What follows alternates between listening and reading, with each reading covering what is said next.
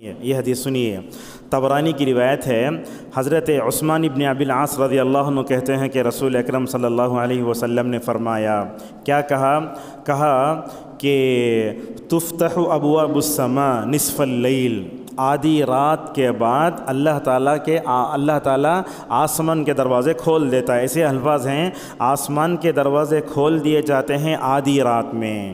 اس کے بعد کیا ہوتا ہے؟ فَيُنَادِي مُنَادٍ، آواز لگانے والا آواز لگاتا ہے، هَلْ مِن دَاعٍ فَيُسْتَجَابُ لَهُ، ہے کوئی دعا کرنے والا اس کی دعا قبول کی جائے۔ هَلْ مِن کہا گیا اس میں، ہے کوئی استغفار کرنے والا میں اس کی استغفار کر دوں۔ حل من مکروب فیفرج عنہ، ہے کوئی تکلیف میں مبتلا آدمی، انسان اگر اس وقت میں دعا کرتا ہے تو اللہ تعالیٰ اس کی تکلیف کو دور کر دیتا ہے۔ اسی لیے جادو کا اثر ہوتا نا، اس موقع پر جادو کا صحیح طور پر علاج کرنے والے یہ چیز بتاتے ہیں، آپ رات کے آخری حصے میں وضو کر کے سورہ بقرہ پڑھو۔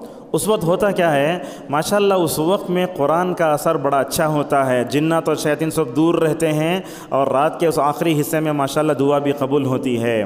تو اللہ کے نبی صلی اللہ علیہ وسلم آگے فرماتے ہیں، فَلَا يَبْقَى مُسْلِمٌ يَدْعُو بِدَعْوَةٍ إِلَّا اسْتَجَابَ اللَّهُ لَهُ، آپ نے کہا کہ اس وقت میں جو بھی بندہ دعا کرتا ہے دعا قبول ہوتی ہے۔ دو بدترین لوگوں کی دعا قبول نہیں ہوتی، وہ کون ہیں؟ آپ صلی اللہ علیہ وسلم نے فرمایا، إِلَّا زَانِيَةً تَسْعَى بِفَرْجِهَا أَوْ عُشَّارًا، آپ نے کہا کہ اس وقت میں اگر دو بدقسمت لوگ دعا کریں دعا قبول نہیں ہوں گی۔ ایک زانی ہے جو اپنی شرمگاہ کا غلط استعمال کرتا ہے، اللہ تعالیٰ زانی کی دعا قبول نہیں کرتا۔ اور عشار کا جو لفظ آیا اس حدیث کی تشریح میں علماء نے بتایا سود کھانے والے۔ اللہ اکبر! آج کل تو میں سمجھتا ہوں دنیا میں بہت کم لوگ ایسے ہیں جو سود سے بچے ہوئے ہیں۔ اللہ رحم کرے، علماء پہ رحم کرے، فلاں پہ رحم کرے۔ دیکھتے ہیں بات پہ انسان سود لینے پر مجبور ہوتا ہے۔ ہم لوگ کیا کرتے ہیں، گھر بننے کے لیے لون لیتے ہیں، اس میں بھی سود ہے نا، تو لون لینے کی ضرورت کیا ہے؟ اب اسی طرح سود گاڑی میں آتا ہے، سود اسی طرح جو ہے وہ فون میں آتا ہے۔ ہم لوگوں کو اچھا دکھانے کے لیے گھر بھی بن لیتے، اچھی گھڑی بھی بن لیتے، اچھی جو ہے وہ موبائل بھی لے لیتے۔